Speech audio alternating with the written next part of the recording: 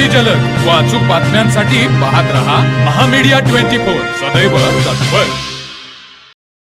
राज्यातील NCDEXच्या गोदामात निकृष्ट दर्जाची हळद ठेवून नियमांचं उल्लंघन करून हळदीचे दर पाडले जात आहेत. यामुळे राज्यातील संबंधित गोदामात असलेल्या हळदीचे अन्न औषध प्रशासन विभागाकडून चौकशी करून कारवाई करावी. तसेच शालेय पोषण आहार व कारागृहातील कैद्यांना पुरवण्यात येणारे आहार तसेच रेशन व कॅन्टीनमधील वस्तूंची तपासणी करण्याची मागणी स्वाभिमानी शेतकरी संघटनेचे संस्थापक राजू शेट्टी यांनी राज्याचे अन्न व औषध प्रशासन आयुक्त तुकाराम मुंढे यांच्याकडे केली.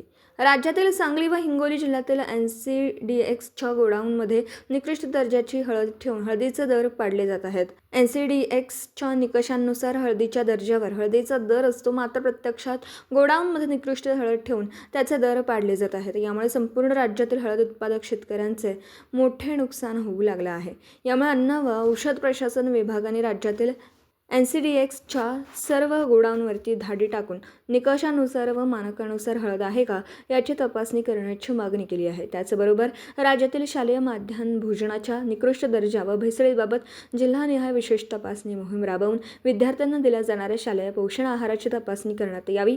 राज्यातील कारागृहात कैद्यांना दिल्या जाणाऱ्या आहाराचा दर्जा निकृष्ट असून याबाबत कैद्यांनी वारंवार तक्रारी केल्या आहेत. कैद्यांना दिल्या जाणाऱ्या आहाराबरोबर रेशन व कॅन्टीन विभागातील खरेदी केलेल्या वस्तू दुय्यम दर्जाच्या असतात. यामुळे या सर्व गोष्टींमध्ये अन्न व औषध प्रशासन विभागाने तत्काळ तपासणी करण्याची मागणी करण्यात आली. यावेळी राज्याचे अन्न औषध प्रशासन आयुक्त तुकाराम मुंढे यांनी तातडीने तीनही विभागाला सूचना देऊन तातडीने कारवाईबाबत संबंधितांना आदेश दिले. तर मग चला सबस्क्राईब करायला विसरू नका महामीडिया 24 न्यूज चॅनलला. महामीडिया 24 सदैव तत्पर.